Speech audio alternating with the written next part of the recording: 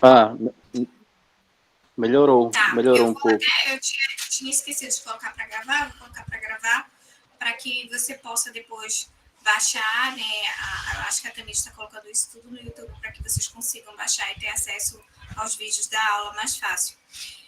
Então, a Convenção 69 ela tem um prazo de validade de 10 anos para cada estado que se tornou parte, né, desse tratado internacional. E a cada 10 anos, o estado ele é chamado a renovar o seu aceite, a sua adesão. E ele tem um ano para fazer a denúncia, ele não quer mais fazer parte, né? Então ele publiciza que ele não quer fazer parte. Se ele não fizer isso dentro de um ano, o prazo se renova de vigência daquele tratado internacional, no caso da Convenção 69, para mais 10 anos com relação àquele Estado. Foi isso que eu Professora? expliquei há pouco. Ficou claro? Só um instantinho, bora ver se o Miguel entendeu agora. Sim, agora ficou claro, professora. Tá ótimo, Miguel. Jovelson, acho que era você, né, que estava falando. Sim, desculpa interromper. Diga, querido. Eu só queria saber, tem esse prazo de um ano, então os 10 anos fecharia agora em outubro de 2022, né? E os mais 10 anos foi tacitamente renovado em 2012, se foi em 2002, né? No caso, a minha dúvida é, se tem um prazo de um ano e suponha que ano que vem o nosso presidente denuncie, só que suponhamos também que ele perca a eleição, aí o novo presidente queira voltar atrás. Teria essa possibilidade dentro desse prazo de um ano? Sim, né? A gente fez até essa discussão na aula passada, né? Ontem a gente fez essa discussão, né? Percebam que o ato, né, de adesão do tratado é do chefe do executivo daquele estado. E, obviamente, isso segue a dança das cadeiras, né? Então, quem representa o governo naquele momento é que tem, vamos dizer, faz esse processo de adesão. Né? Eu mostrei para vocês na aula passada, né, aquela linha, aquele quadro com uma série de tratados internacionais e quando o Brasil se tornou parte daqueles tratados, então veja que o Brasil, os tratados eles eram aprovados, o Brasil aprovava na Assembleia Geral, que o Brasil participa da ONU desde 1945, o Brasil é estado originário dentro da ONU, né, e daí essa benesse que a gente tem da Assembleia Geral vem desde essa época, né? E o Brasil não ratificava o tratado. Por quê? Porque a gente tinha um país administrado por um regime militar, que era obviamente incompatível com os tratados internacionais de direitos humanos. Com a democratização, houve uma grande necessidade de mudança dessa política externa no Brasil, que fez com que o Brasil assinasse os principais tratados.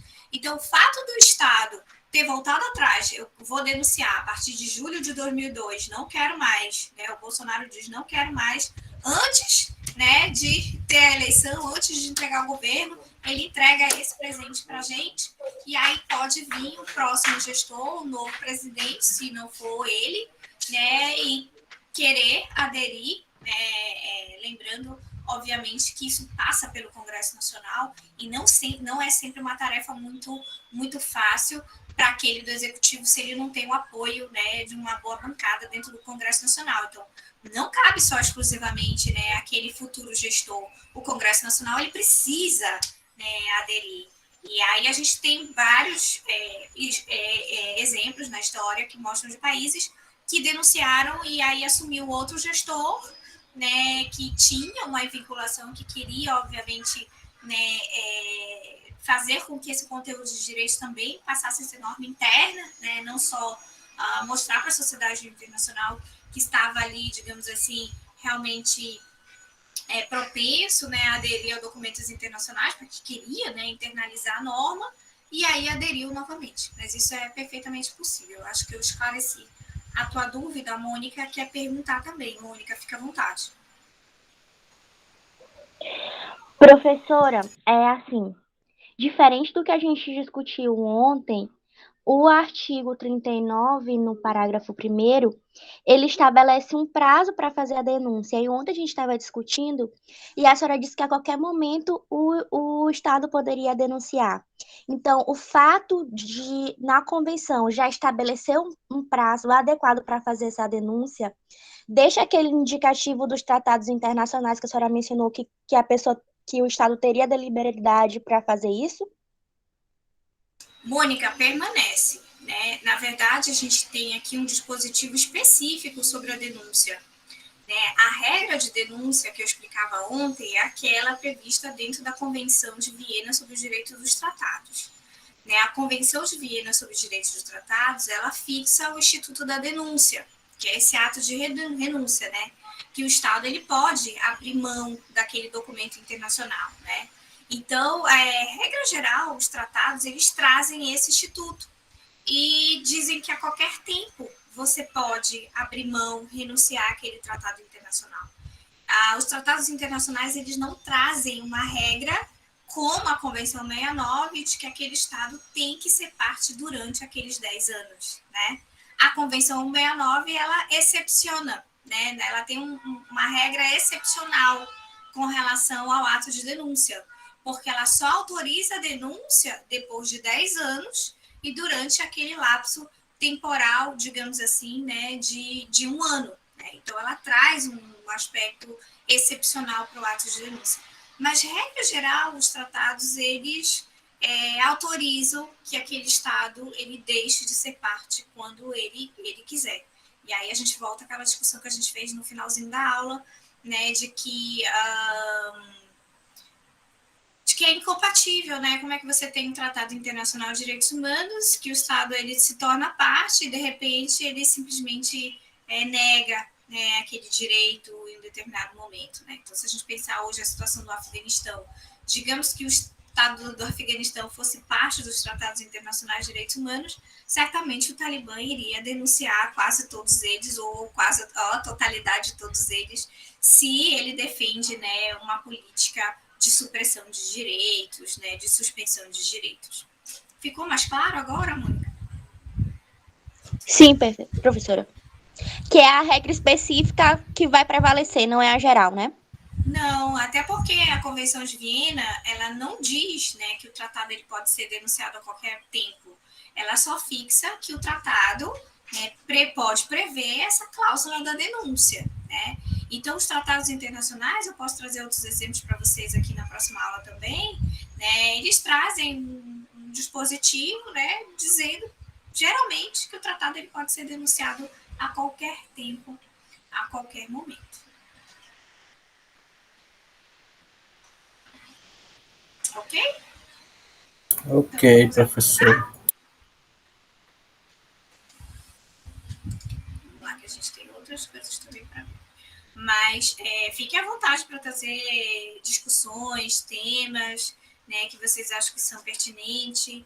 E aí, se não fizer parte da nossa aula específica, eu trago na aula subsequente. Eu estou aqui mesmo para colaborar com vocês. Então, vamos lá. Bom, continuando, né, ontem a gente viu, né, aquela estrutura, não vimos a estrutura gigante, né, porque é algo muito difícil da gente estudar, mas vimos ali, vamos dizer, aquela estrutura básica, né, os principais órgãos, e sem dúvida nenhuma ficou faltando da gente falar do órgão que é mais importante hoje, né, o Conselho de Direitos Humanos finalmente se manifestou sobre a questão, né, do Afeganistão, ali convocando uma reunião extraordinária, né, que é muito difícil de acontecer dentro da história do Conselho, poucas foram as reuniões extraordinárias do Conselho, e obviamente a situação de grave crise humanitária do Afeganistão gerou a necessidade do Conselho se reunir. O que é esse Conselho? O Conselho de Direitos Humanos ele é um órgão mais recente dentro da história da ONU e super importante para a gente, tá? O Conselho, ele deu lugar à antiga Comissão de Direitos Humanos. A Comissão de Direitos Humanos elaborou a Declaração Universal, os principais tratados internacionais, mas a Comissão de Direitos Humanos ela era ligada ao Conselho Econômico e Social, né? E a gente viu ontem que o Conselho Econômico e Social é o órgão que reúne, né, mostrando aqui novamente, está aqui o organograma, né, é esse órgão que reúne quase todos esses balões que estão aqui, né, os principais agências, fundos, programas, comissões técnicas, institutos, enfim, né, fazem parte do Conselho Econômico e Social, e a antiga Comissão de Direitos Humanos também fazia parte do Conselho Econômico e Social. E o Conselho Econômico e Social impôs ali, vamos dizer assim, uma grande influência política no funcionamento da Comissão de Direitos Humanos, né? Inclusive criando vários obstáculos ou dificuldades, melhor dizendo, para o funcionamento da Comissão de Direitos Humanos. Para vocês terem uma ideia, quando isso foi a gota d'água, digamos assim, né?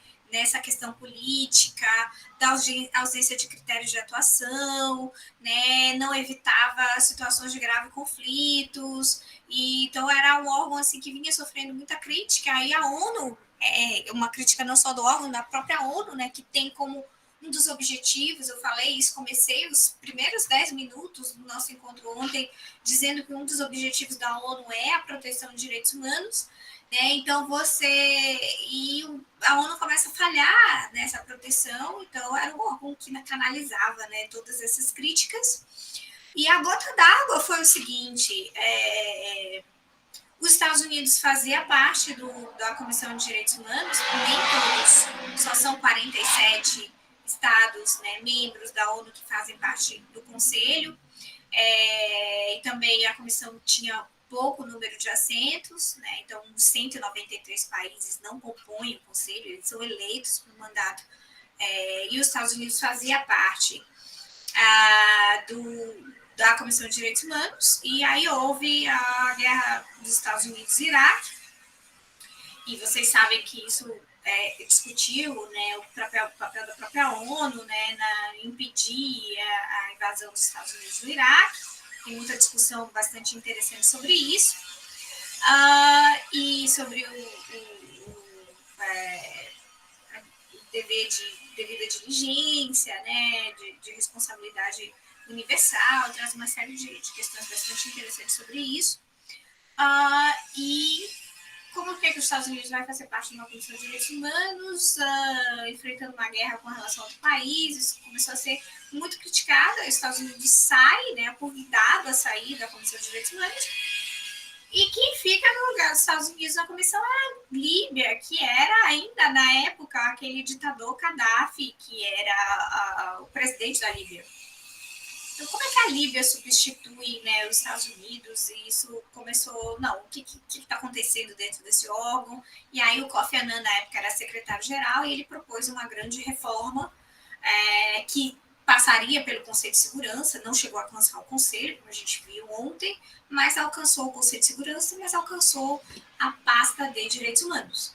Então, a comissão ela foi extinta, né, em 2005, 2006, a gente teve a primeira eleição ao Conselho de Direitos Humanos, o Brasil fazia parte, né, desse período, houve ali um mandato tampão de um ano, um mandato de transição, o Brasil fazia parte disso, né, e foi eleito, né, para a primeira composição do Conselho em 2007, e o Conselho, então, é esse órgão que vai reunir os principais, vamos dizer assim, a principal estrutura sobre direitos humanos dentro da ONU, né. Aqui a gente tem uma distribuição um pouco mais equitativa, né, de representação de países, 13 da África, 13 da Ásia, 6 da Europa Oriental, América Latina e Caribe com 8, a Europa Ocidental 4, a gente tem 47 membros. Esse órgão, ele tem reuniões muito mais ordinárias, né, do que a antiga comissão. A comissão se reunia uma vez por ano, aqui as reuniões acontecem 3 vezes por ano, né, agora acho que é a segunda metade de outubro, se não me engano, tem sessão do Conselho de Direitos Humanos, né? Então isso hoje é tudo online, você consegue acompanhar, né, esse período, né? E aqui tem um quadro que eu trago as principais diferenças, né, entre a antiga comissão e o Conselho. O Conselho é o órgão hoje que está diretamente subordinado à Assembleia Geral, não mais ao Conselho Econômico e Social. É um órgão que a cada 5 anos passa por um processo de revisão, então é bem interessante que a sociedade civil, estados, dialogam sobre o funcionamento do Conselho, o que funciona, o que não funciona. Os membros são eleitos diretamente pela Assembleia Geral, a antiga comissão era pelo Conselho Econômico e Social. Eles têm um mandato aqui de 2 anos, eles podem, 2 mandatos consecutivos de 3 anos, perdão, eles ficam 3 anos e podem ficar mais 3 anos.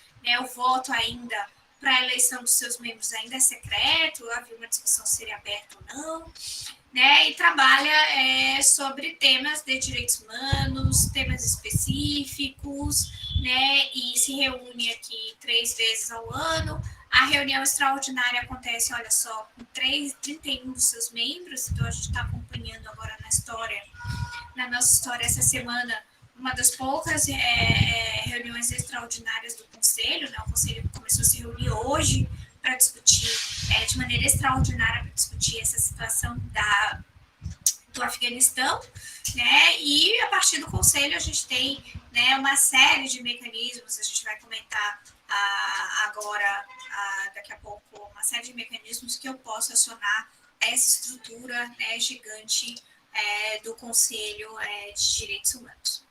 Aqui, dentro desse organograma pavoroso, né, sai desses balões, a gente tem, não sei se eu consigo marcar, mas está bem aqui, o Conselho está bem aqui, não sei se aparece a minha marcação para vocês. E para cada tratado desse que a gente viu ontem, que foi criado, foi um órgão específico. E esse órgão específico, ele se reporta ao Conselho de Direitos Humanos, né? Então, todos esses comitês, os órgãos que cada um tratado criou para monitorar o cumprimento das obrigações por parte do Estado, né, esses órgãos se reportam ao Conselho de Direitos Humanos. Então, é o Conselho de Direitos Humanos que aprecia toda a deliberação, toda a possibilidade de resolução, de medida que é apreciada, ele é acompanhado, né, ele é monitorado pelo Conselho de Direitos Humanos. Alguma dúvida até aqui?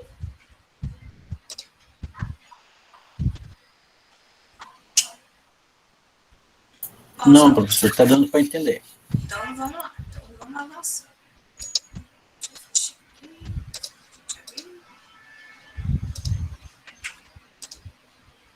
Vamos avançar. A gente vai estudar os mecanismos e eles podem parecer um pouco complexos para vocês.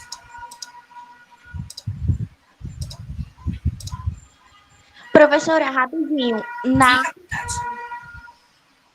na reunião extraordinária, eles convocam menos membros do que o conselho é composto? Não, na verdade, para que a extraordinária ela aconteça, ela pode acontecer a partir da solicitação do presidente ou da presidência, né, que é de algum país, ou, na ausência da presidência fazer essa convocação, 31 dos 47 fazem a convocação. Então, 31 membros se reúnem, fazem a convocação para que o conselho, então, se reúna. Nesse caso do Afeganistão, salvo me engano, quem solicitou foi a presidência do conselho e não os 31 membros, né? Então, a sessão extraordinária ela pode acontecer a partir da convocação do seu presidente, né? A cada ano o conselho ele tem um país que preside. Essa presidência ela também se dá de maneira rotativa, levando em consideração aquela distribuição geográfica, né? Todo ano tem alguém da África, da Ásia, da América Latina, do Caribe fazendo a presidência. Ou acontece a partir de solicitação de 31 dos 47 membros. Fica mais claro, Mônica? Sim, professora, obrigada. Ótimo, então vamos lá. Bom, o que eu estou falando desses mecanismos, que é algo que é o mais importante para a gente aqui, porque ontem a gente viu tudo muito teórico, né? Então, professora, como é que funciona, né? Como é que a ONU opera, como é que a ONU realmente vai resolver situações graves, como é que isso pode chegar à ONU, né? E a gente chama isso de mecanismo de acesso. Os instrumentos são os tratados, né? São eles que criam as regras, e vocês já sabem que nem todo Estado que é membro da ONU é parte de tratado, né? Então, eu sou membro da ONU, posso ser o Afeganistão, mas sequer assinar tratado nenhum. Os Estados Unidos, eu já dei o exemplo para vocês ontem, os Estados Unidos, ele é membro originário da ONU, membro vitalício permanente do Conselho de Segurança, mas não assina tratado nenhum, né? Então, existem mecanismos que são os meios através dos quais eu posso acionar essa instância internacional com o objetivo de ter uma responsabilização por parte do Estado. E nós temos mecanismos convencionais e mecanismos não convencionais. Os mecanismos convencionais são aqueles criados pelos tratados, são aqueles contidos dentro dos tratados. E os mecanismos não convencionais são aqueles mecanismos que não foram criados por tratados. E os estados odeiam os mecanismos não convencionais. Por que os estados odeiam os mecanismos não convencionais? Porque eles não aderiram a eles. O tratado é colocado, o processo de adesão, de ratificação, eu posso até denunciar, né? Como a gente viu há pouco, posso dizer não quero mais fazer parte, mas o mecanismo não convencional não é colocado para aprovação e posterior adesão por parte do Estado. Ele simplesmente é criado via uma resolução e o Estado tem que cumprir. Então, os Estados odeiam os mecanismos não convencionais, perdão, também conhecidos como procedimentos especiais ou extraconvencionais. Então, vocês vão encontrar na literatura com esses diferentes nomes, tá? Qual é a principal diferença entre eles? Existem muitas diferenças entre os mecanismos convencionais e não convencionais, além da origem deles, né? A gente aprendeu que os convencionais são aqueles criados pelos tratados, são aqueles contidos nas convenções, nos pactos, nos protocolos, e os não convencionais são criados via resolução, não é tratado e vai para todo mundo, né? Não importa que país eu estou me referindo. Existem diferenças entre eles e é importante vocês terem em mente, porque as diferenças entre eles também faz uma enorme diferença para qual o resultado que você está buscando dentro de uma demanda perante um organismo internacional, tá? Então, isso tem muita importância, tá? Então, os mecanismos não convencionais são criados por resolução, alcançam qualquer Estado-membro, permitem uma supervisão dos tratados também, né? E eles conseguem solicitar informações para um determinado Estado. E eles têm uma abordagem política.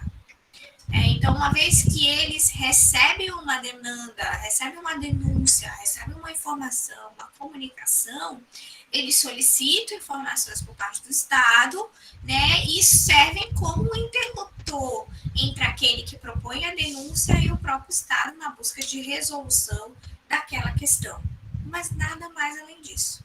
Então, é uma instância excessivamente política, é uma instância que visa dar visibilidade àquela questão, que visa fazer com que aquela questão se torne alvo de debate público, não só dentro do Estado, mas perante a comunidade internacional, né? Mas ela não avança para uma responsabilidade internacional do Estado.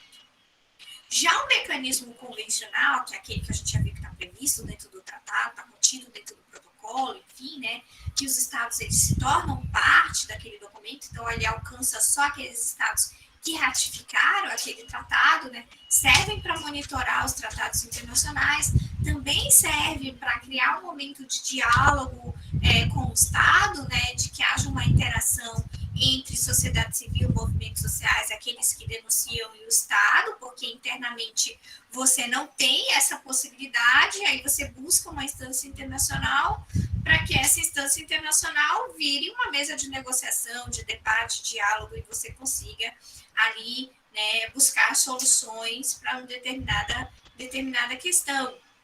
Nós temos a possibilidade de uma denúncia, essa denúncia ela vai acontecer se o Estado expressamente autorizar, e aí que sim eu tenho uma responsabilidade internacional, né, e precisa preencher uma série de requisitos que a gente vai ver, e ela tem uma abordagem que a gente chama quase judicial. Por que ela não é judicial?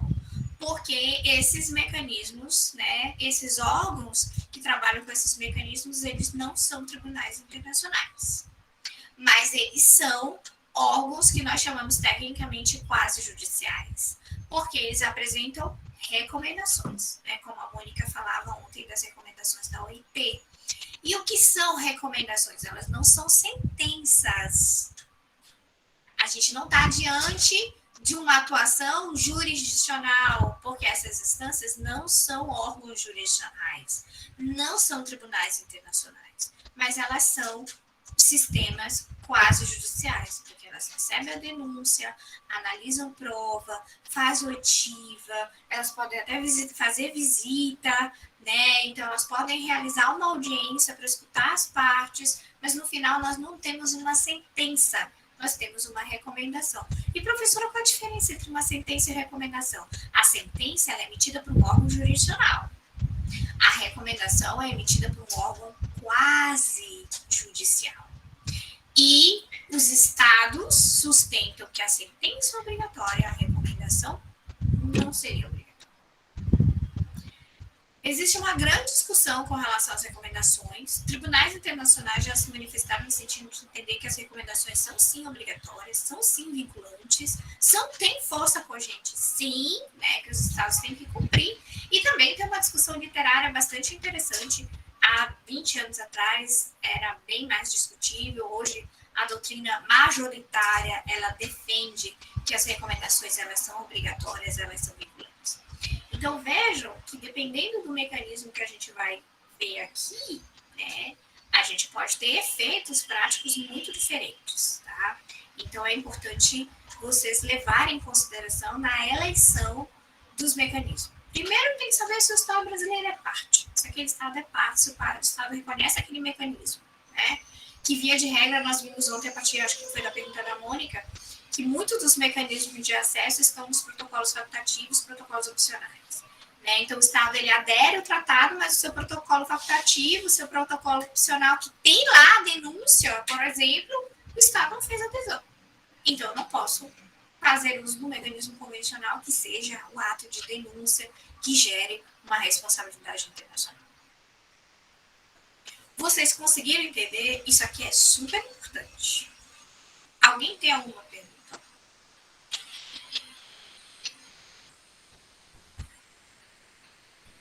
Isso é bem importante, pessoal, tá? A diferenciação entre os dois.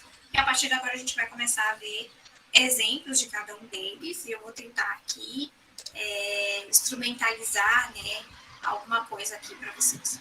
A gente vai começar falando dos mecanismos convencionais, que são aqueles contidos dentro dos tratados internacionais. Esse quadro eu já apresentei mais de uma vez para vocês, né? Cada tratado internacional tem um órgão.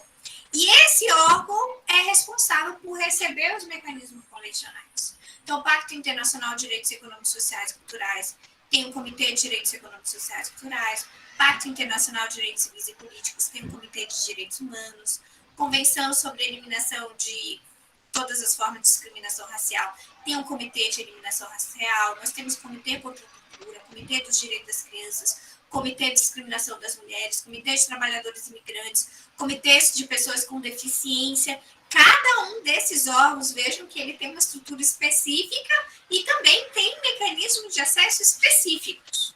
Porque nem todo tratado que criou aquele órgão atribuiu àquele órgão o funcionamento de todos os mecanismos de acesso. Então, é muito importante, assim como a gente viu que a Convenção 169 ela traz uma especificidade com relação à denúncia, o tratado também pode trazer uma especificidade com relação aos mecanismos de acesso. Por que isso, gente? Porque são os estados que criam os tratados.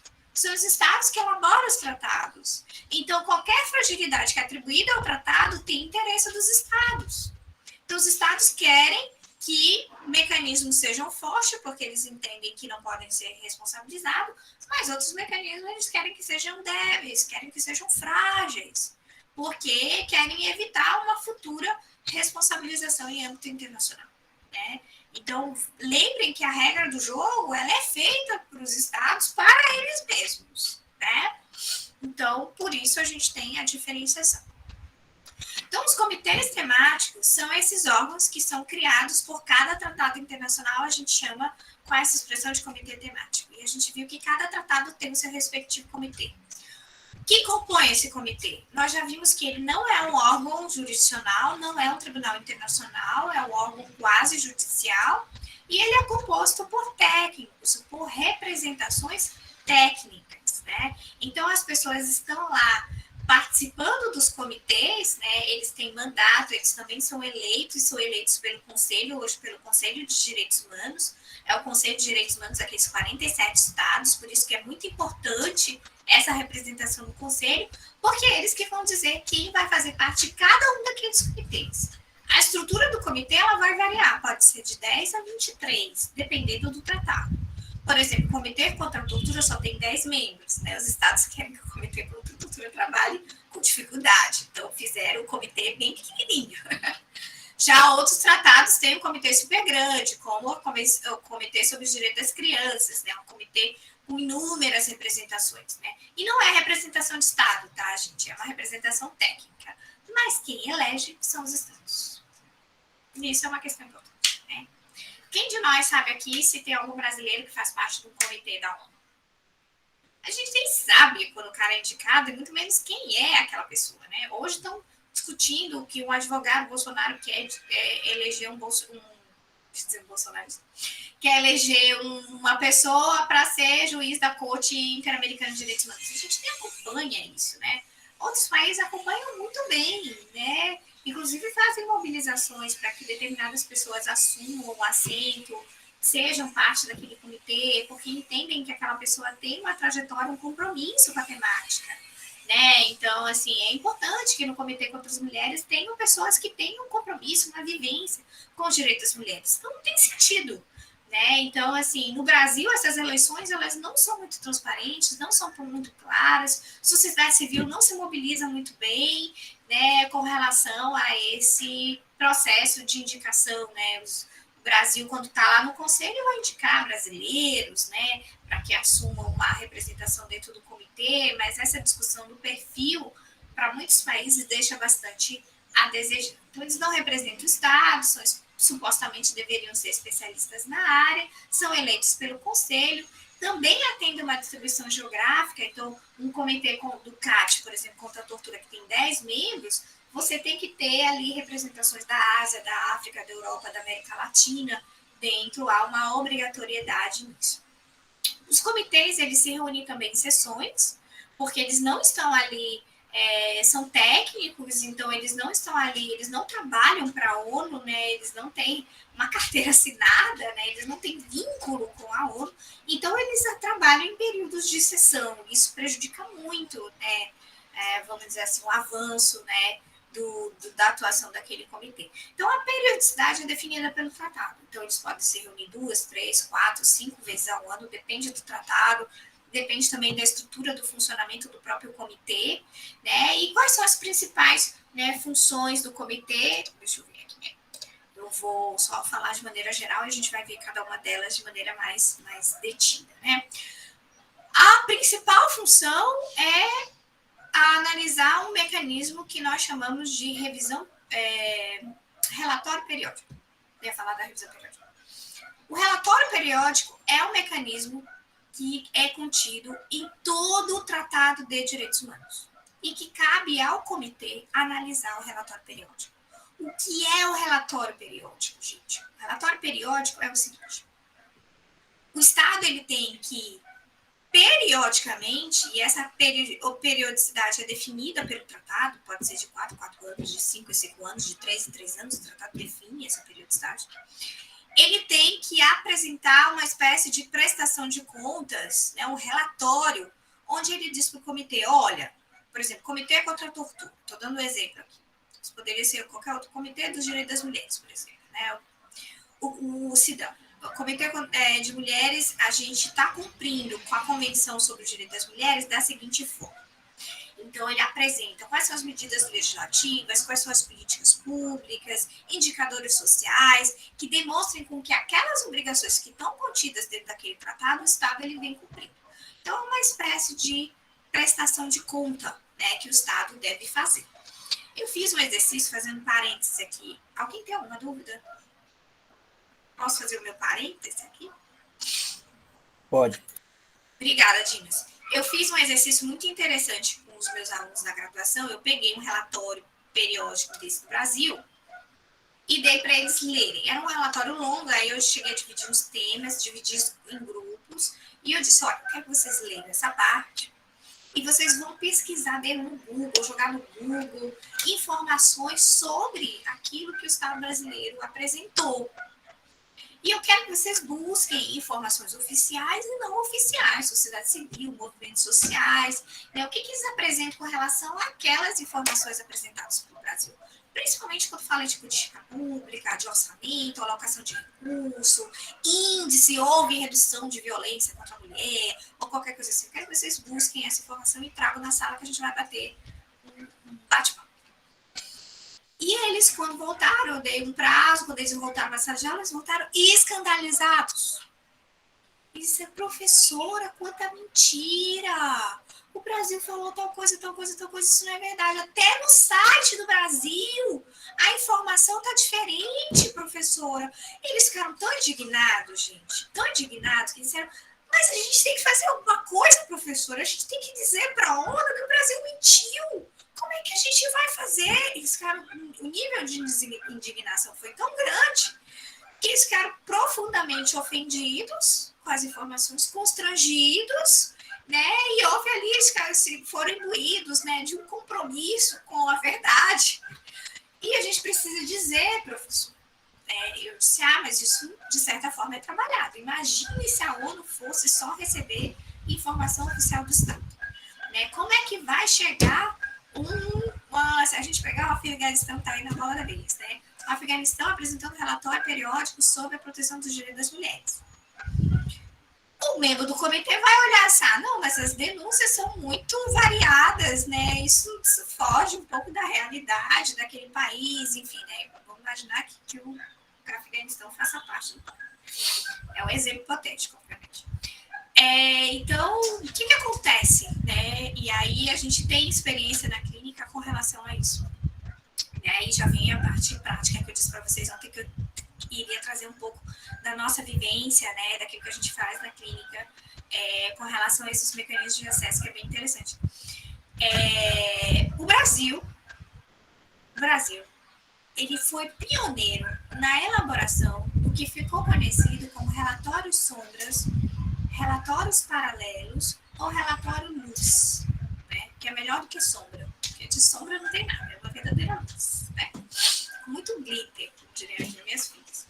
Né? Então, o relatório luz é um relatório paralelo que visa trazer informações não só de oposição, mas necessariamente informações que são compatíveis com a realidade. São aquelas informações que vêm da base, que está lá na ponta, né, daquelas pessoas que estão ali no dia a dia e não simplesmente dentro de um determinado gabinete em Brasília elaborando um relatório. Né? São informações da sociedade, trazem dados da sociedade, com a fim de ilustrar, claramente exemplificar qual é a verdadeira realidade do Brasil. E nós produzimos o nosso primeiro relatório sombra, o relatório luz, e foi muito interessante a experiência do Brasil, porque houve adesão, inclusive, de instituições públicas, como Defensoria Pública, Ministério Público, as universidades participaram da elaboração desse documento. Esse documento foi entregue para o comitê, era um tratado sobre do Pacto Internacional de Direitos Econômicos, Sociais e Culturais. O comitê recebeu o documento da sociedade civil e, inclusive, naquele documento da sociedade civil tinham ali perguntas para os membros do comitê, porque uma vez que o relatório chega, o comitê analisa e tem o que nós chamamos de diálogo interativo, uma sessão em que os membros do comitê, então, dialogam com a representação do Estado, né? Inquirindo, perguntando, indagando, tirando dúvidas acerca do conteúdo do relatório. E nesse documento da sociedade civil, do relatório paralelo, a sociedade civil, então, colocou umas questões que era para o comitê fazer para o Brasil. Imagina o vexame. Aí o comitê começou a inquirir o Brasil olhou assim, olha, com relação a essas perguntas, a gente vai anotar aqui e a gente devolve por escrito, porque eles não tinham condições nem de responder. A iniciativa foi admitida como tão bem sucedida dentro da ONU, a experiência que nós Brasil, viabilizamos, que todos os comitês da ONU, então, agora adotam os chamados relatórios sombras e relatórios paralelos. Ou relatório luz, na verdade. O nome se chama relatório sombra, mas, assim, alguma doutrina, a literatura fala de relatório luz. e adotam isso como uma regra oficial, né? E recentemente a gente encaminhou um relatório paralelo, um relatório sombra, envolvendo o Estado brasileiro, na revisão periódica que o Brasil vai sofrer ano que vem com relação aos direitos das crianças. E a gente tem aqui, né, vocês não devem, talvez, todos vocês familiarizados com a nossa região aqui, mas a gente tem a região do Marajó, que possui um dos índices dos IDHs mais baixos do Brasil, né, com gravíssima situação para a proteção dos direitos das crianças, né, há uma gravíssima situação de exploração sexual, né, a crianças e adolescentes dentro dessa região. E um ano retrasado, o governo Bolsonaro anunciou, né, um projeto de desenvolvimento para a região, mas aqueles projetos que vocês devem conhecer melhor do que eu, sem oitiva, sem consulta, sem saber o que quer fazer, e ele foi lançado aqui no nosso estado e a gente, então, resolveu fazer um relatório sombra em função do fato que o Brasil vai apresentar o seu relatório oficial sobre o direito das crianças e a gente fez esse recorte sobre o Marajó dentro do contexto não só de exploração sexual, mas também de pandemia. E nós fizemos isso com várias instituições, principalmente a Defensoria Pública do Estado, né, que teve visitas em loco, relatórios técnicos, e nós produzimos o documento e enviamos agora em junho, que foi o prazo para a gente enviar o relatório sombra, e o que a gente espera ano que vem, né, em junho de 2022, é que a gente consiga participar da sessão do Comitê dos Direitos das Crianças, previamente antes que os membros do comitê se reúnam com o Estado, porque agora funciona assim, eles têm um momento não só com o Estado, mas também com a sociedade civil, com outras representações do Estado. Então, a gente está muito animado com o aceite desse nosso relatório periódico para junho do ano que vem, quem sabe, né, se vocês trabalharem aí comigo, participem conosco dessa sessão do comitê temático, fazendo a representação do nosso relatório. Então, é uma experiência bem interessante. Qual é o resultado prático, né, disso? A gente tem muitas recomendações que podem ser feitas pelo comitê, né, sobre temas que nós alegamos dentro do nosso relatório, e é isso que a gente pensa, né, o que a gente viabiliza, não só de fazer um grande efeito político também a partir da publicidade do relatório, que isso já vem sendo feito, né, a partir do site da clínica, da Defensoria Pública. A gente conseguiu uma matéria do Estadão, em São Paulo, sobre o nosso documento. De também, né, ano que vem, a gente conseguir fazer um pouco mais de barulho, digamos assim, dar visibilidade a essas questões que envolvem a nossa região do Marajó. Então, os relatórios, eles têm essa possibilidade da gente, sociedade civil, movimentos sociais, academia, produzir os chamados relatórios paralelos, relatórios sombras. Alguma dúvida com relação a isso? Não, professora. Vamos avançar. Então, vamos lá, galerinha. Bom, os comitês também emitem o que nós chamamos de comentários gerais. Isso é bem interessante, porque se você entrar no site do comitê, ele vai ter vários comentários gerais. Os comentários gerais, eles visam esclarecer para o Estado qual é aquele conteúdo que está descrito dentro daquela obrigação. O que quer dizer aquela obrigação? O que o Estado quer dizer? O que a convenção, o tratado quer dizer quando diz que o Estado tem a obrigação de proteger o direito à vida, por exemplo, né? Dizer, olha, o Estado não é só a dimensão biológica, ninguém quer simplesmente estar vivo, respirar, né? A gente quer muito mais do que isso, né? A gente quer o direito de existir enquanto pessoa, ser humano, ter os nossos projetos de vida, a nossa liberdade de expressão, de manifestação, de ir e vir, né? Não é só estar vivo, né? Eu tenho direito ao trabalho, a um lar, a um nome, né? A comer, né? A uma moradia adequada. Então, essas interpretações que os comitês atribuem às obrigações, porque os estados dizem, olha, eu não estou entendendo direito o que está dentro desse tratado, né? Aquela norma, aqui no Brasil aí vem o STF, diz, né? Mas aí vem e diz para a gente, né, qual é a obrigação, e também os comentários gerais podem servir para detalhar regras como relatórios periódicos, relatórios paralelos, relatórios sombras, como fazer, enfim. Bom, eles atuam em situações de urgência, né? Mas lembrando, aqui eles são órgãos quase judiciais, né? Então pode vir uma denúncia, uma informação, né? E nesse peticionamento eu posso exigir, né, uma proteção cautelar mais específica, né? Mas isso não tem um cunho, né, de órgão jurisdicional. Então, esse trabalho fundamentalmente no monitoramento das obrigações contidas dentro dos tratados internacionais e podem receber as denúncias. O que são as denúncias? É esse peticionamento internacional com vista à responsabilidade internacional. Podem porque, via de regra, essa denúncia não está no tratado, mas sim no protocolo adicional, no protocolo facultativo. Poucos são aqueles tratados internacionais, como, por exemplo, a Convenção da ONU sobre Discriminação Racial, que traz dentro do conteúdo do seu tratado o direito de peticionamento. Mas a maioria, como tortura, por exemplo, como mulheres, por exemplo, a gente tem isso no chamado protocolo facultativo. E aí, via de regra, é uma dificuldade muito grande, porque os estados aderem aos tratados, mas não aos protocolos facultativos. Inclusive, no Brasil, a gente começou uma campanha, né, na virada do século, justamente para que o Estado ele iniciasse a adesão não só ao tratado, mas ao protocolo facultativo. Né? O lema da campanha da sociedade civil era nossos direitos não são facultativos, né? Com o objetivo de fazer com que o Estado aderisse aos protocolos, aos tratados, não só aos tratados, mas os protocolos adicionais. Bom, aqui eu dei uma visão geral, a gente vai falar sobre cada um desses, acrescentando outros mecanismos que estão previstos dentro do tratado, mas lembrando que nem todo tratado vai trazer esses mecanismos com esse leque aqui que a gente está vendo agora. Então é importante, se é um tratado sobre tortura, eu quero ver se tem comunicação estatal, se tem denúncia, se tem relatório periódico, se tem cada um desses mecanismos para eu poder acionar, por isso que eu disse que a tarefa não é muito simples, ela é complexa e não tem receita de bolo, infelizmente. Bom, os tratados eles podem também, os comitês podem receber, se o tratado prevê, o que a gente chama de comunicação interestatal. O que é uma comunicação interestatal?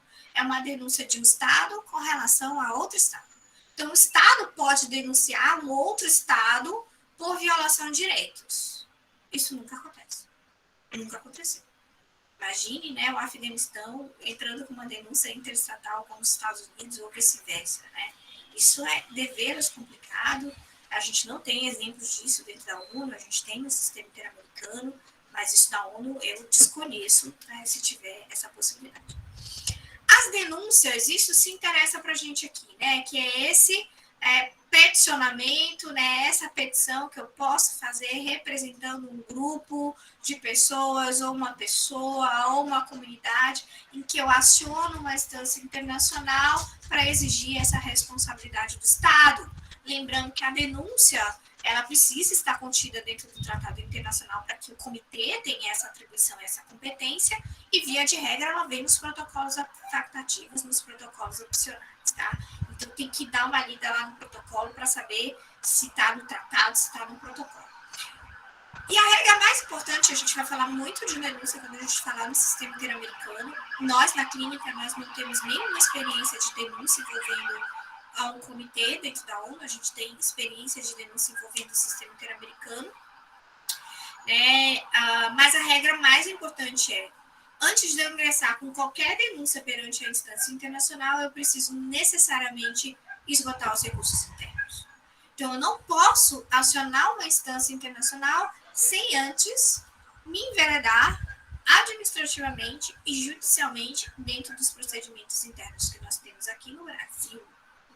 Então, eu só posso alcançar uma instância internacional depois de esgotar os procedimentos internos. Essa denúncia ela pode ser individual, ela pode ser em grupo, né? É importante analisar a competência do comitê para receber. A denúncia ela não pode ser anônima, a não ser que você faça a alegação de que está sendo ameaçado e não quer, portanto, que a sua identidade ela venha a ser revelada. É muito importante que o comitê ele tenha um contato regular com você, né? Ele periodicamente consiga te encontrar, né, para efeitos de solicitação de mais informações, enfim, etc. E uma denúncia, a mesma denúncia eu não posso enviar para a ONU e para o sistema interamericano.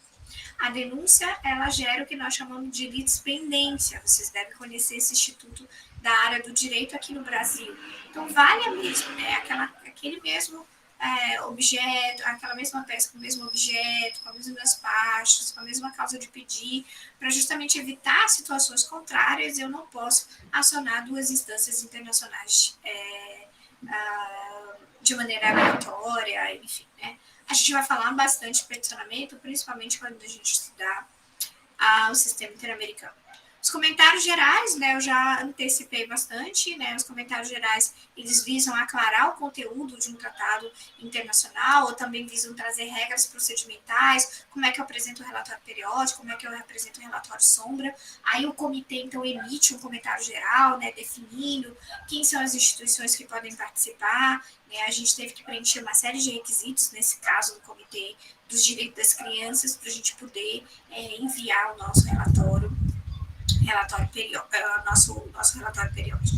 Bom, o relatório periódico, né, eu já comentei também aqui com vocês, né, ele gera, no final, o que os comitês chamam de observações conclusivas. Nessas observações conclusivas tem ali informações sobre o que o comitê se preocupa, o que o comitê quer ver esclarecido, o que parabenizando o Estado pela iniciativa que foi feita, ou então solicitando ao Estado que adote medidas mais específicas com relação a tais questões. Então, é uma espécie de feedback, né, um retorno. O Estado apresentou seu relatório periódico, o comitê fixa as observações conclusivas, e nessas observações conclusivas eu tenho aí, portanto, né, seriam recomendações, né, por parte do comitê daquilo que o Estado deveria fazer de maneira abstrata. Aqui a gente não tem um caso, a gente não tem uma demanda, né, no nosso relatório sobre o direito das crianças, por exemplo, a gente não cita uma situação específica, mas a gente aborda, né, dentro de um contexto mais geral, dentro de um contexto, obviamente, mais abstrato. Alguma dúvida com relação aos mecanismos convencionais? Sim, eu só queria saber quem tem a competência dentro do Brasil para elaborar esses relatórios que são Hoje, enviados. perfeito. Hoje, Mônica, no Brasil, compete à secretaria, ao Ministério, que tem aquele nome, né? Ministério dos Direitos Humanos, da Família e da Mulher. Tá? Então, o Ministério, ele tem uma assessoria internacional, né? Essa assessoria internacional, ela faz essa compilação de informações e junto com o Ministério de Relações Exteriores, né, o Itamaraty, que é a representação diplomática, então quem vai para essas sessões do diálogo interativo que eu falei, né, depois envia o relatório, aí o comitê convoca, venham aqui, a gente quer tirar dúvidas, a gente recebeu informações paralelas sobre isso, né, então quem faz a representação diplomática é o Ministério de Relações Exteriores e quem faz a representação técnica é o Ministério de Direitos Humanos, da Família e da Mulher. Antigamente, né, ainda na gestão do Lula, isso aconteceu, né, nos 2 anos de mandato da Dilma, o governo brasileiro fazia uma convocação, isso eu vejo não com uma frequência muito grande dentro do novo governo, fazer uma convocação ampla. O Brasil vai apresentar o relatório periódico sobre tortura. Aí ficava lá no site para todo mundo escrever contribuições, manifestações, fazer assim uma grande consulta pública, né? Depois condensava, o Congresso Nacional fazia as conferências nacionais de direitos humanos como uma forma de validar aquelas informações. Então, era uma construção participativa bastante interessante aqui no Brasil. Inclusive, os comitês estimulam que o Estado não redija de maneira unilateral os relatórios. Tem alguns comitês que solicitam informações sobre a participação de especialistas, de técnicos que não são gestores do governo e que podem contribuir com informações técnicas. Tá? Então, isso existe como exigência para alguns dos comitês. Ok? Mais alguma dúvida? Espero ter esclarecido também. Bom, então agora a gente vai ver os mecanismos não convencionais, e esse sim, eu trabalho bastante com eles. Na clínica a gente tem boa atuação com os relatores, né? Inclusive já fica aqui o convite que a gente está organizando um seminário internacional, vocês vão receber mais informações, vai acontecer 14 e 15 de outubro, onde a gente vai ter presença de membros de mecanismos não convencionais dentro desse seminário internacional, que visa discutir o projeto minerário de Beloçã, que é um projeto minerário que, se for adiante, vai ser a maior mineração de ouro do universo do planeta. E, obviamente, né, vocês devem saber melhor do que eu que isso atinge ali povos indígenas, populações tradicionais, extrativistas, pescadores, né? Então, é um projeto que traz um impacto social assim, enorme, ali também pegando o círculo de fogo, que é aí a volta grande ali do Xingu, na região de Altamira, aqui no estado do Pará. E aí a gente vai trazer esse pessoal todo que se disponibilizou, obviamente, para fazer barulho, né? Essas coisas que são bem legais de fazer, eu gosto muito de fazer esse grande barulho, de fazer um fato político, né? E de chamar a mídia, chamar a imprensa e de trazer, né, a opinião pública, chamar a atenção. Então, os mecanismos não convencionais, os procedimentos especiais, são aqueles que a gente viu que não estão contidos em tratados, mas estão contidos em resoluções, né? Já disse para vocês que os estados odeiam, porque os estados não aderiram ao tratado, para quem vão se sujeitar. Então, os estados o tempo inteiro querem, porque querem enfiar uma mordaça nesses procedimentos, porque eles são muito ativos, extremamente participativos, tá?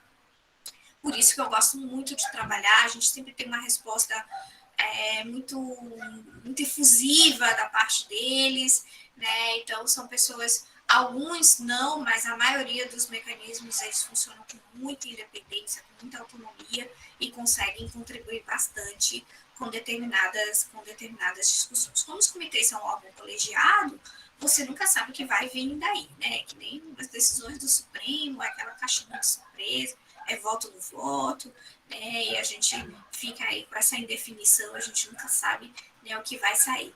Dos mecanismos convencionais, não, a gente já tem um perfil da pessoa, a gente já sabe se é uma pessoa muito ativa, se é uma pessoa muito comprometida, que vale a pena, então que muitos deles, né, super aceitaram o nosso convite, a gente já imagina que são pessoas que estão realmente dispostas a dialogar e de conversar com a gente. Né? Então, os mecanismos não convencionais fazem esse barulho, a gente tem alguns mecanismos não convencionais, um deles é o procedimento 1503. O procedimento 1503 é um procedimento muito semelhante ao processo de denúncia, né, de peticionamento, mas aqui eu não preciso esgotar os recursos internos, mas eu preciso mostrar que há uma violação massiva e sistemática de direitos humanos. Então, não pode ser um caso singular, eu tenho que mostrar que há um contexto de violações bastante grave, né, que visam demonstrar que essas violações elas são massivas, que elas são sistemáticas, e isso eu preciso comprovar, né? Então não é muito simples de ser feito. E a outra questão desse procedimento é que ele é um procedimento sigiloso, você dificilmente sabe se o Estado está respondendo ou não ao procedimento 1503, né? Então as partes são notificadas, mas a gente não tem condições, né, de ter informações sobre o andamento do procedimento, a gente que não é parte dentro daquele procedimento, então é algo que as pessoas pouco usam. Quando o conselho ele foi criado, muitas pessoas queriam até extinguir, mas ele acabou ficando porque era interessante para os estados a permanência dele, né? Já que ele é confidencial. Os relatores especiais, né, ou representantes especiais, esses a gente usa muito na clínica. Nesse seminário, a gente vai ter 2 relatores especiais, um membro de um grupo de trabalho, então vai ser bem interessante, né? São pessoas que certamente vão agregar muito com a gente. A ideia é trazer esse pessoal para o evento é que eles se tornem parceiros nossos em outros encaminhamentos, né? Então, isso aqui é só, vamos dizer assim, é uma estratégia de litígio que a gente está pensando para a Beloçã, e resolvemos fazer o seminário, e no seminário a gente está convidando muitas instituições públicas no Brasil, ligadas ao judiciário, e também, né, os relatores especiais que a gente já pensou que eles podem ser nosso chapa aí no futuro. Então, é um procedimento informal, não existe muita formalidade você acionar o relator, por isso que é bem interessante. Eu já trabalho muitos anos com relatores especiais, né? Eles são indicados, né, pelo presidente do conselho, né, após a consulta de 5 membros regionais, isso volta e meia, com os estados, eles querem tirar da presidência do conselho a indicação, eles querem que o conselho indique, porque eles sempre querem, né, fazer a mordaça, como eu digo, principalmente nos relatores especiais. Então, eles já criaram o código de conduta, que o relator pode fazer, não pode fazer, e ficam criando maior caso para os relatores, porque eles são muito ativos, né? São pessoas também selecionadas dentro da área de conhecimento, né, do compromisso que elas têm, a indicação pela presidência do conselho, né, e eles ocupam, vamos dizer, mandatos, né, períodos definidos que podem ser renovados, ou outra pessoa pode substituir a outra, né, e eles trabalham como relatores especiais ou representantes especiais ou grupos de trabalho, né, dependendo do tema, dependendo do assunto, e eles são divididos por países e são divididos por temas. Por países, tem aqueles países que têm uma situação gravíssima de violação de direitos humanos, então é preciso dedicar um relator específico para aquele país, a gente já deveria ter um, né, envolvendo a questão de saúde.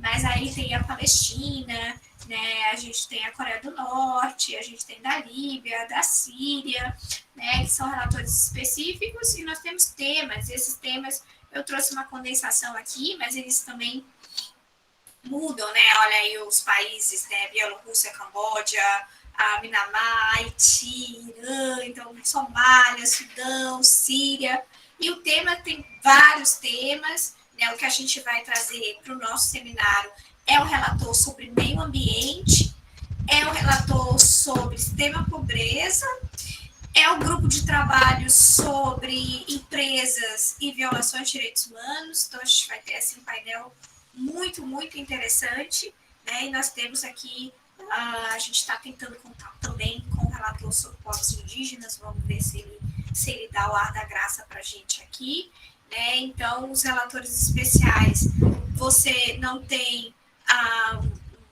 uma regra, um modelo como eu vou acionar o relator. Alguns disponibilizam um formulário de denúncia de informação, né? Então, para que serve um relator? Estou falando aqui com muito entusiasmo dele, né? É importante esclarecer para que serve um relator especial. O relator especial, ele tem o seu mandato, o seu tema específico. Então, vamos pensar, por exemplo, um relator especial sobre trabalho escravo, né? Então, é uma relatoria até recente. Imaginem qual foi o primeiro país que ele resolveu, uma mulher resolveu visitar o Brasil, né? Sem dúvida nenhuma, foi o primeiro território que ele resolveu vir. Então, os relatores especiais fazem visitas, fazem missões em loco. Isso certamente foi interrompido, a periodicidade disso em função da pandemia, né? Uma situação bastante séria, né, para o trabalho dos relatores especiais, mas eles continuam recebendo relatórios, comunicações, denúncias que chegam ao seu conhecimento, e anualmente eles apresentam um documento, um relatório para o Conselho de Direitos Humanos. Nesse relatório eles condensam as informações daquelas visitas em loco, de estados que eles visitaram, ou então de informações preocupantes que chegaram ao seu conhecimento e o desdobramento que houve a partir dessa comunicação. Então, imagine que o relator recebeu uma informação, uma denúncia acerca, né, de um povo indígena que sofre retaliação de um grupo de garimpeiros, por exemplo. Estou dando aqui um exemplo bem hipotético, né?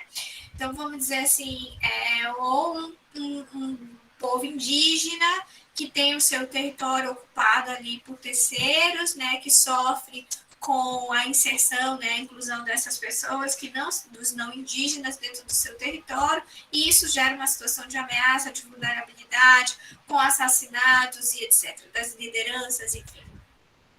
E aí o relator, então, solicita informações para o Estado, lembrando que o relator ele é político, ele atua dentro dessa perspectiva, ele não vai instaurar um inquérito, um procedimento, mas ele solicita e, dependendo do retorno por parte do Estado, ele vai reportar isso para o Conselho, né, dizendo para o Conselho, olha, a situação é grave no Brasil, em função disso, o Brasil não me retornou, né, e isso gera o que nós chamamos, deixa eu voltar para uma imagem aqui que eu acho que é muito importante, eu acho que eu fechei aqui sem querer. Isso traz o que nós chamamos aqui de embaraço, né, de constrangimento público, onde aquele Estado ele é convocado, mesmo ele não fazendo parte do Conselho, digamos que aquele Estado não seja um dos 47 membros, ele vai para lá e ele tem que, perante a comunidade internacional representada naquele Conselho, tecer considerações sobre os comentários que é feito por aquele relator. Isso gera uma situação de embaraço enorme, de constrangimento enorme por parte do Estado, e algumas situações visa ele buscar internamente resolver aquela demanda, resolver aquilo que o relator apresentou perante o Conselho. Por isso, essa relação com os relatores, os representantes especiais ou grupos de trabalho, ela pode ser bastante interessante. Né? E tem também o momento de visita, né? Eu já comentar um pouco mais sobre essas situações das visitas. Eu acho que alguém quer perguntar, se eu não me engano, escutei um barulhinho de alguém levantando a mão. Sim, professora, mas a senhora acabou respondendo, mas eu vou perguntar de qualquer forma. Diga. O relator, ele é indicado pelo conselho, né? E ele tem que ser uma pessoa de notório saber.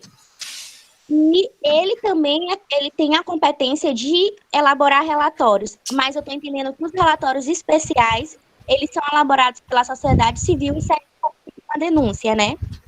Mas esse relator, ele também tem uma obrigação de elaborar uns relatórios sazonais para ver como é que está o andamento do país, na pauta. Tá, Mônica, deixa eu ver, porque cortou um pouquinho o teu áudio para mim, deixa eu ver se eu entendi. O relator, ele recebe informações da sociedade civil, que vem a partir dessas denúncias. Essas denúncias podem ser via relatório, via uma denúncia específica, uma situação específica. Ele não atua em um caso específico. Digamos que uma liderança indígena seja assassinada, ele pode pedir informações para o Estado com relação ao assassinato dessa liderança, mas ele não tem como apurar o assassinato em si. Ele faz vamos dizer assim, uma atuação mais genérica sobre aquele fato que chegou ao seu conhecimento. Tá? Ele, ao longo do período do seu mandato, ao longo do ano, né, os relatores eles não participam das 3 sessões do comitê, mas o comitê ele convoca os relatores para uma participação, né, no ano, eles vão condensar, compilar essas informações e produzir um relatório. Esse relatório condensa as informações que eles receberam, quais foram os andamentos que o Estado internamente fez, eles podem recomendar de maneira explícita, clara, para um Estado específico, olha, faça isso, deixe de fazer aquilo, e os relatores também, se realizarem as visitas, devem apresentar o seu relatório sobre as visitas. E essas visitas são muito interessantes, e eu vou comentar acerca dela mais lá na frente. Era essa a tua dúvida, Mônica? Sim, professora. Ótimo, então. Bom, é muito importante, nesse momento de comunicação para os relatores, você ter a credibilidade da fonte. Eu, durante muito tempo, trabalhei com sociedade civil, na advocacia internacional, representando uma organização local, e eu costumava muito receber, porque a gente trabalhava muito com o relator, e a gente conhecia muito o relator, assessor de relator, a gente tinha muito contato com eles, contato próximo mesmo. Eu disse para vocês que eu gosto muito de trabalhar com eles, porque as experiências que eu tive são muito exitosas. E aí eu recebia muito e-mail de relator perguntando assim, Cristina, a gente recebeu uma denúncia assim, assado, a gente queria saber se você tem informação, porque não veio com muitos dados, a gente não conhece quem mandou, você pode dizer para a gente se a situação realmente aconteceu? E aí a gente comunicava, olha, a redação de fato aconteceu, assim, assado, até apresentava mais informações, se a gente tinha acesso a essas informações, indicava quais seriam as instituições, as entidades que aquele relator poderia ter contato para ter mais informações. Então a gente meio que credenciava, digamos assim, as informações que viam. Então é muito importante você dizer, no momento de apresentação, quem você é, qual é a sua instituição, quem você está apresentando, e ser muito robusto, né, na apresentação de documentos, né, de argumentos, para que essa instância que está recebendo um e-mail, uma denúncia, né, atribua confiança àquilo que está sendo feito, porque tenho certeza que a maioria das denúncias que chegam nesses canais internacionais, elas não são dignas de confiança. Dignas de confiança no sentido de externar quem são as pessoas que estão assinando, se essas pessoas de fato existem, apresentar provas de que a situação realmente aconteceu, porque às vezes tratam de situações muito abstratas e eles têm muito receio, né, de solicitar ao Estado informações sobre algo que nem eles sequer acreditam que de fato tenha acontecido. Então, é muito importante e relacionar com o mandato, né? Ver se para aquele que você está encaminhando aquela denúncia, se ele realmente tem atribuição para atuar em casos que envolvam o tema que você se propõe, né, a discutir. Agora a gente está finalizando uma comunicação sobre Beloussan, a gente vai apresentar uma comunicação sobre Beloussan para 3 relatores da ONU, né, e a gente está finalizando e a gente apresenta quem são as peticionárias, né, o que a gente quer apresentar. Então, a gente coloca um contexto para que eles tenham, né, uma maior credibilidade acerca da fonte. Bom, eu já participei de muitas visitas de relator aqui, organizando a sociedade civil aqui no estado do Pará durante um longo período. Deixei de fazer isso, porque dentro da universidade eu entendo que é muito importante a sociedade civil, os movimentos sociais terem esse protagonismo, né?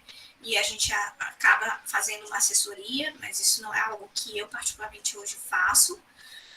Mas é muito interessante acompanhar as visitas, e eu já tive esse privilégio de participar de várias visitas, e é absolutamente incrível quando eles chegam, as portas que eles abrem, com um diálogo, principalmente com instituições públicas, instituições de governo. É muito interessante. Né? E a gente sempre costumava fazer um encontro antes, né? O relator vai falar com o governador, com o prefeito, com a Assembleia Legislativa, com o presidente do tribunal, sempre encontrava com a gente antes, era um café da manhã, e a gente colocava a real situação, dizia para ele, contava todos os fuxicos, fazia todas as fofocas, né? E era interessante, aí depois a gente conversava com eles, óbvio que a gente saía muito para almoçar, para jantar, enfim, né?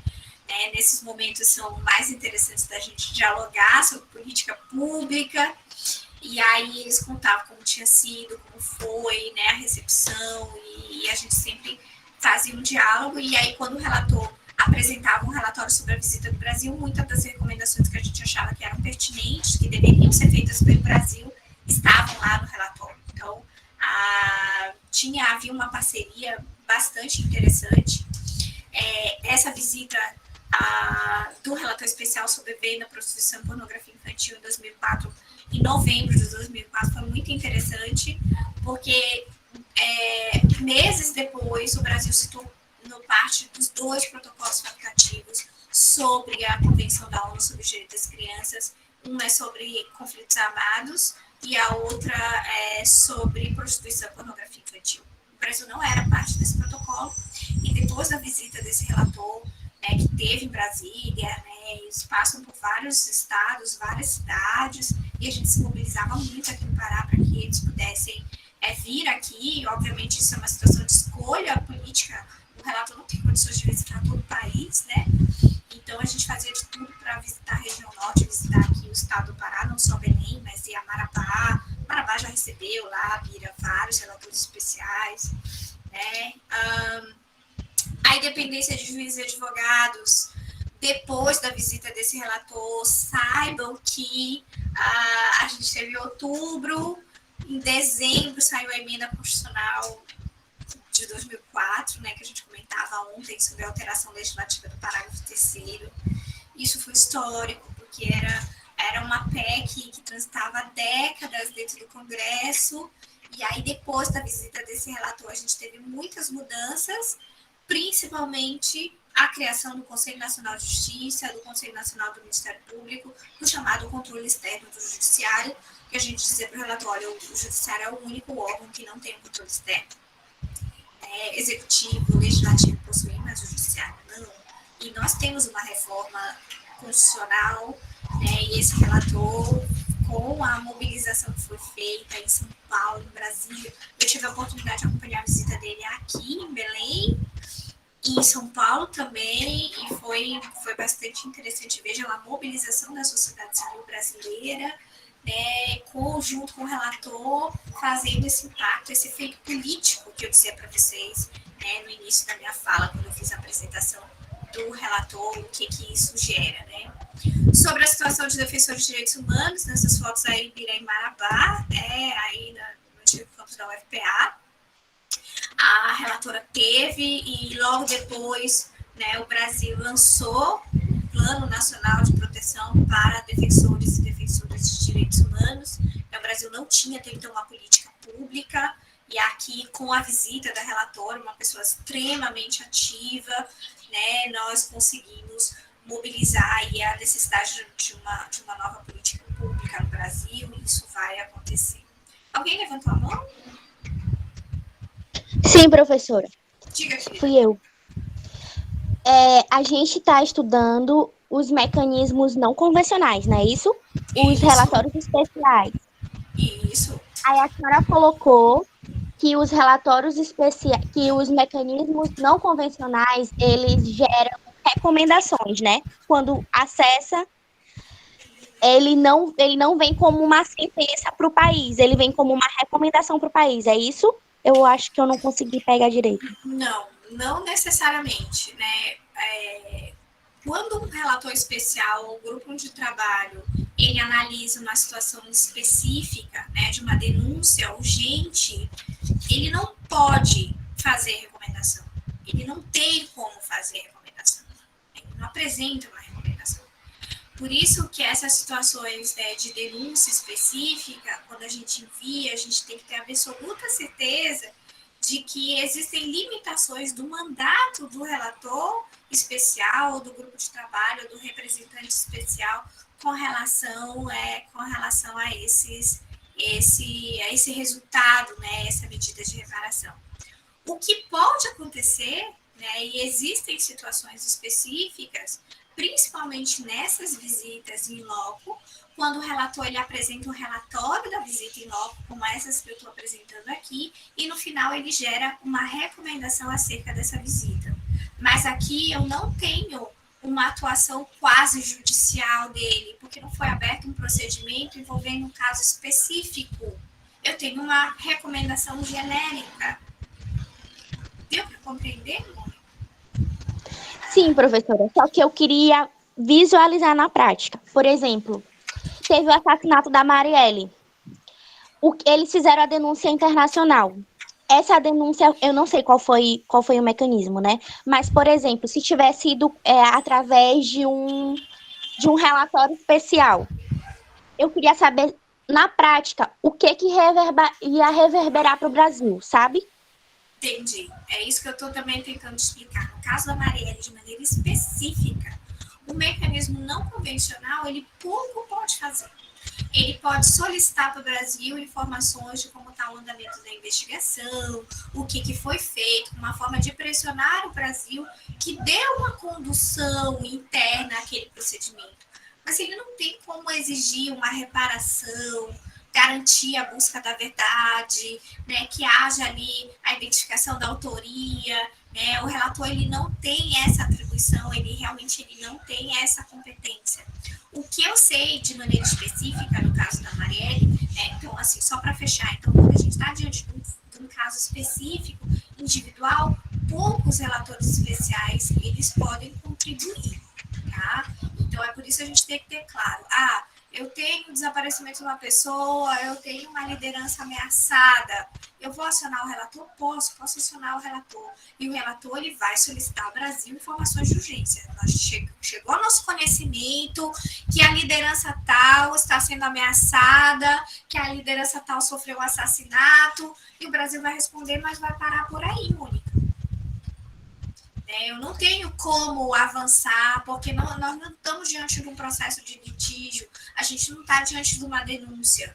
Né? Então, é importante ter essa clareza sobre esse limite de atribuição de competência. Às vezes as pessoas, eu mandei para o relator não fez nada. Né?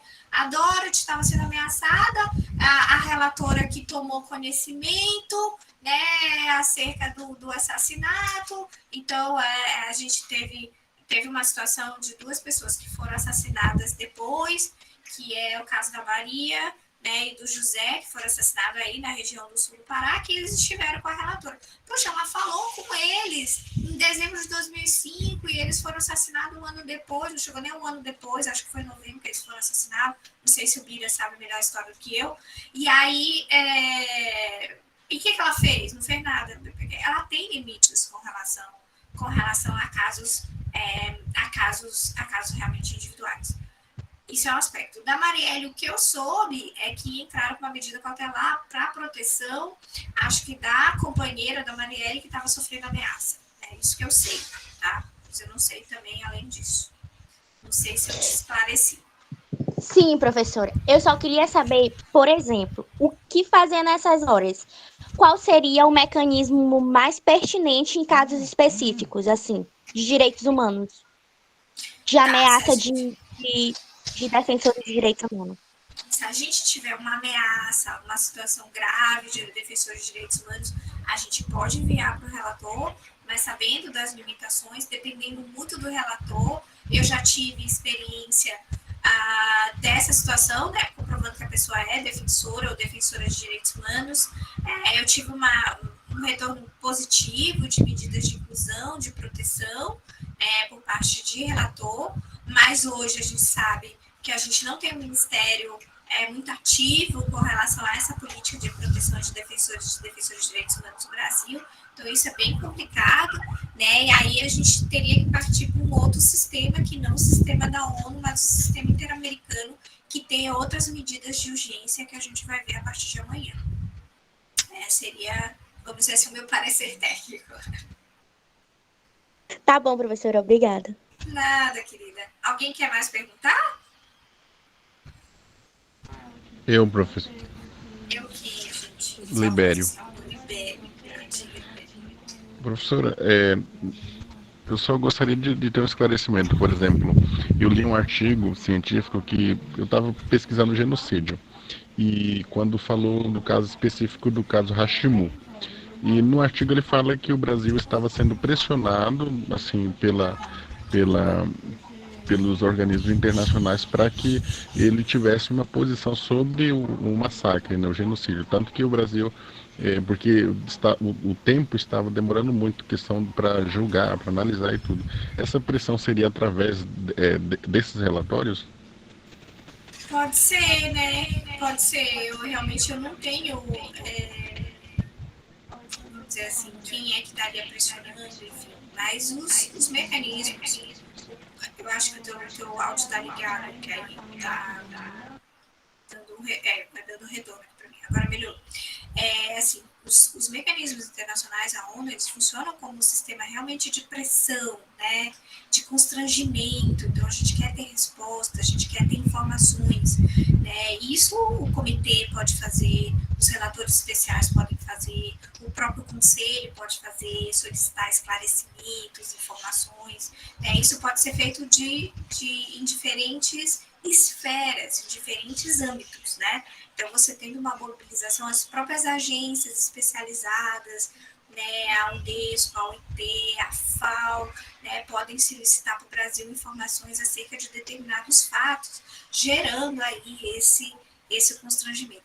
Mas nada substitui, gente, quando o relator está aqui, sabe? Quando o relator está em loco, né? Tem isso eu não presenciei, não estava aqui, mas todo mundo, eu já escutei testemunhas de dois lados, inclusive da área de segurança pública, né, do relator sobre tortura que chegou aqui, já até faleceu esse relator, e chegou aqui e aí levaram, ele queria ver uma delegacia.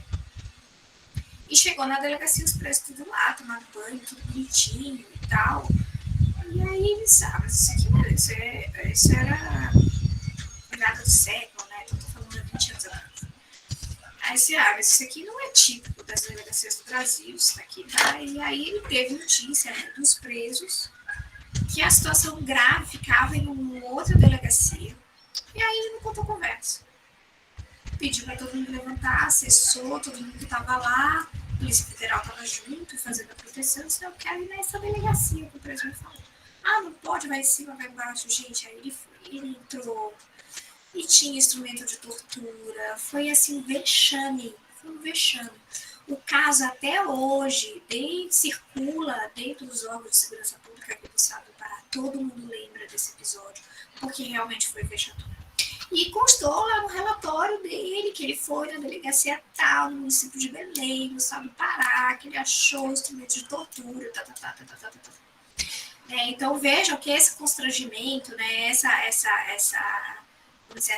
pressão, ela pode acontecer em diferentes esferas, em diferentes níveis, mas uma visita, ela é formidável.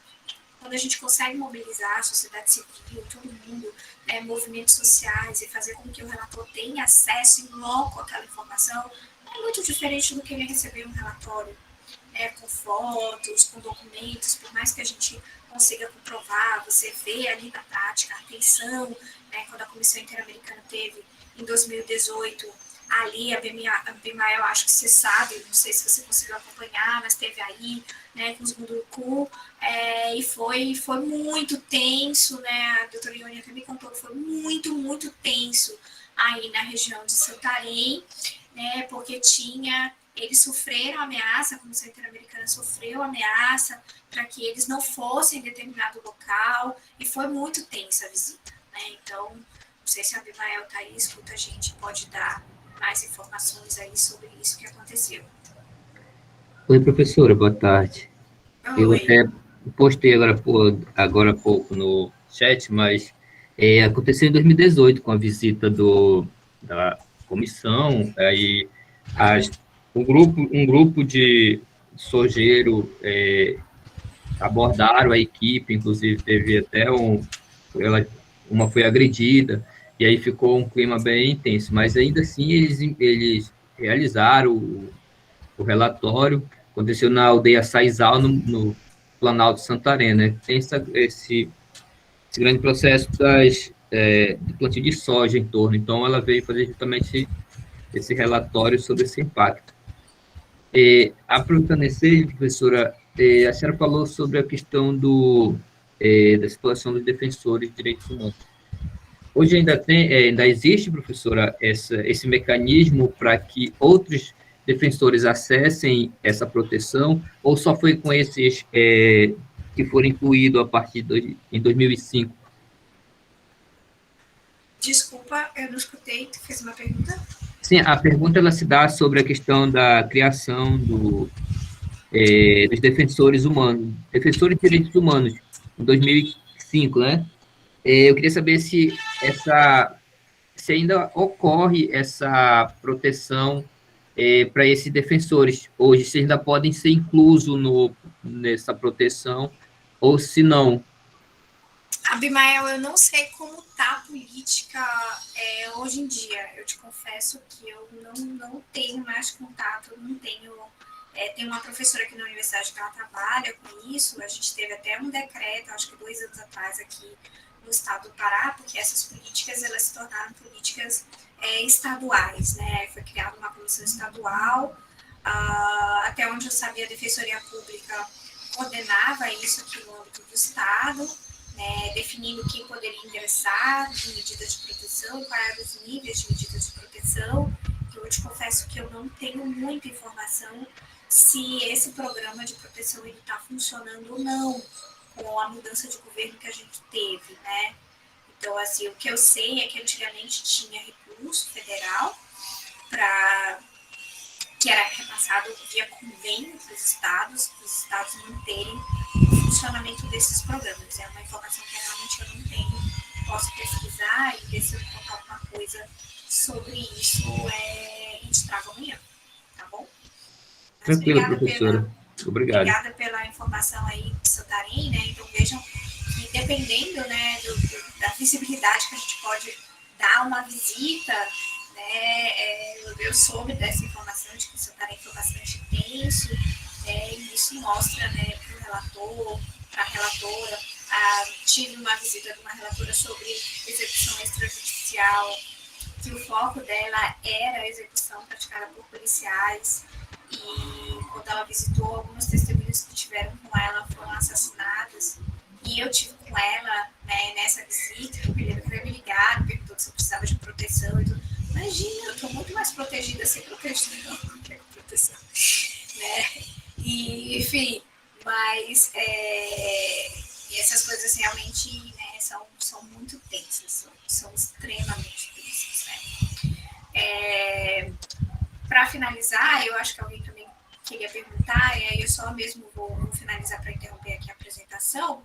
A gente tem outro mecanismo não convencional, que é a revisão periódica universal, que é um mecanismo que foi criado junto com o Conselho, né? Então é muito recente, muito inovador, que atribui esse caráter de relatórios periódicos, né? Não estão contidos dentro de um tratado, dentro de uma resolução, mas é de cada 5 anos, né? A gente tem, né, todos os Estados-membros da ONU, 193 países devem submeter o seu relatório, né, demonstrando como está a política, né, de maneira geral, como está a sua política interna para a proteção de direitos humanos. Né? O Brasil já se submeteu à revisão periódica universal, a gente tem muitas organizações aqui no Brasil que fazem um relatório paralelo, bastante interessante, né? A gente teve, acho que foi o ano passado, uma revisão no Brasil, né, dentro desse ciclo de 5 em 5 anos, né? E é algo assim que eu particularmente nunca, a gente já fez alguma coisa pela Rede Amazônica de Clínicas.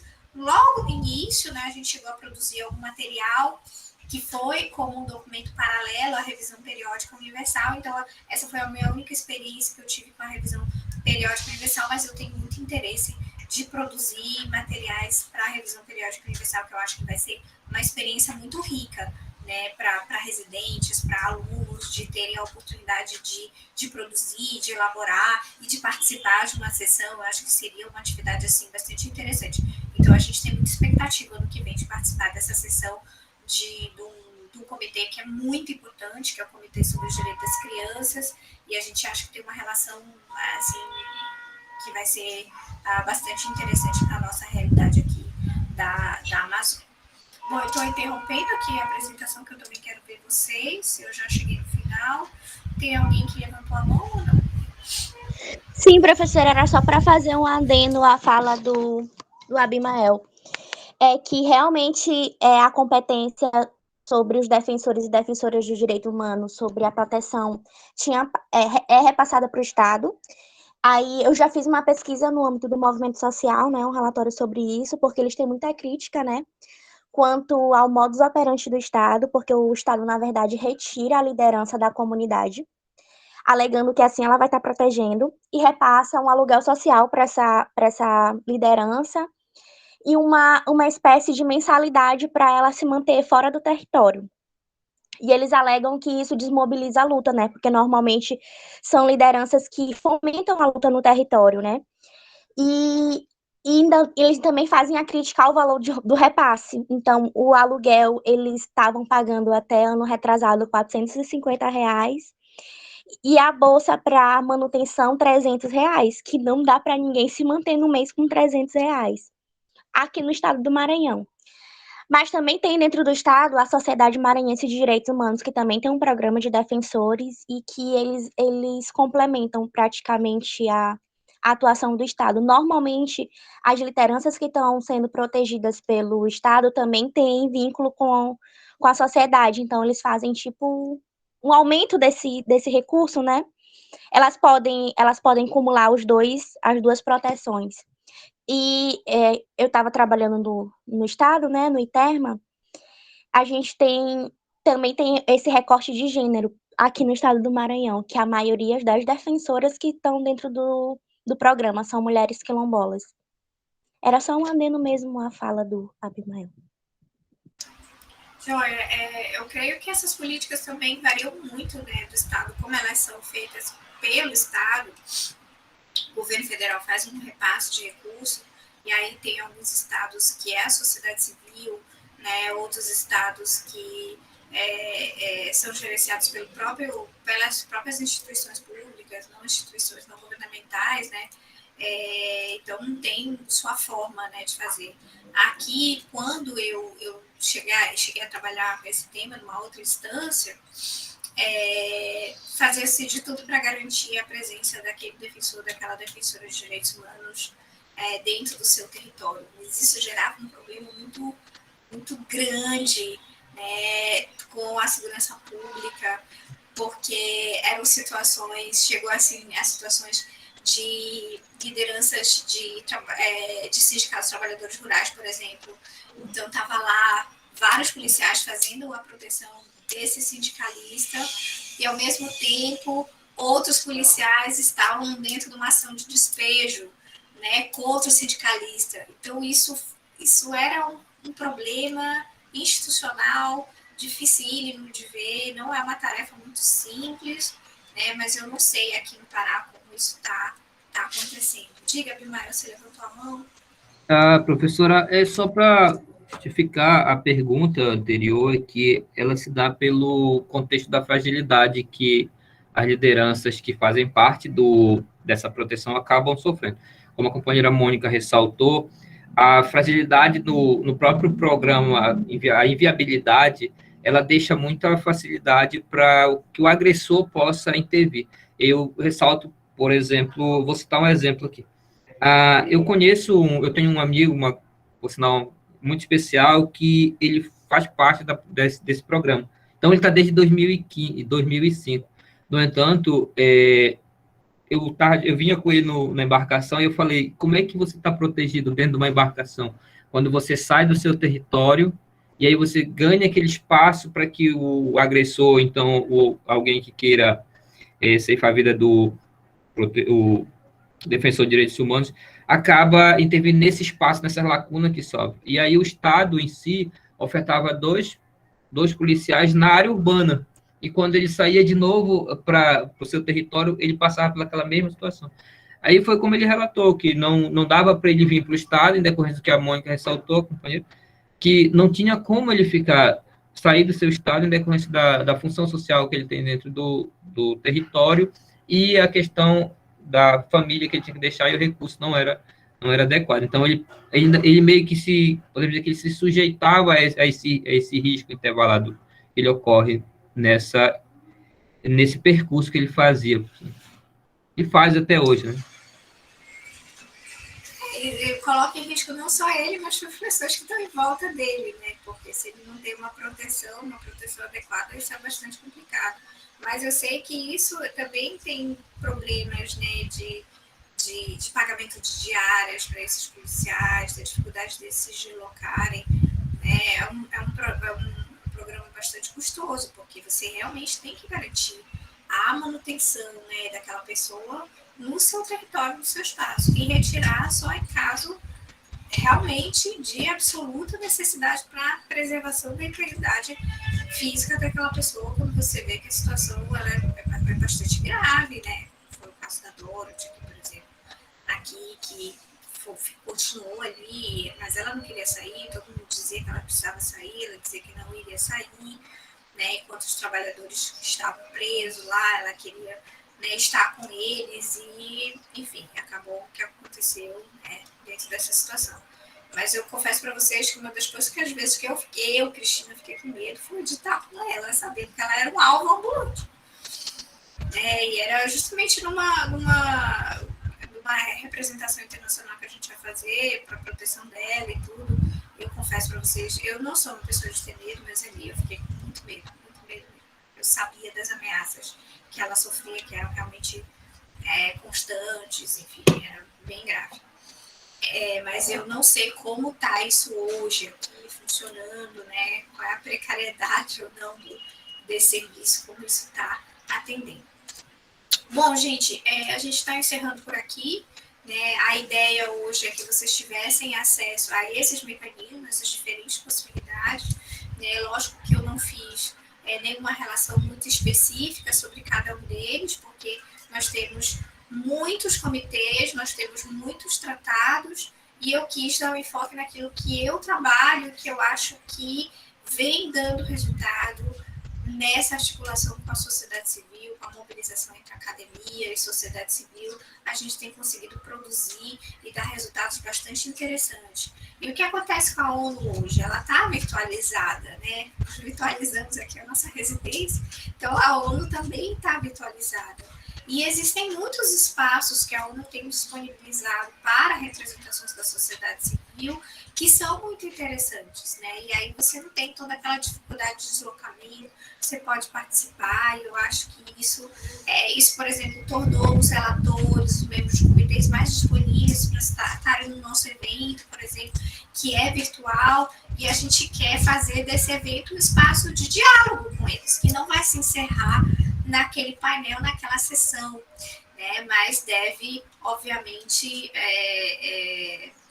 a gente deve entrar em contato com eles para pensar um pouco nesse processo de consulta com relação à Belusan, que não está ocorrendo, muitas comunidades ficaram fora desse processo de consulta, e a FUNAI está entendendo que o que já foi feito é o suficiente, então a questão é bastante grave, bastante urgente, e a gente tem tentado mobilizar, né, os atores que a gente acha que são parceiros, que poderiam nos ajudar nessa campanha internacional sobre Belusan. Alguém tem mais alguma dúvida?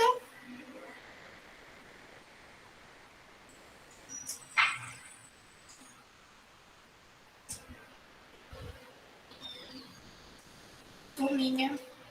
Então eu vou encerrar aqui a gravação.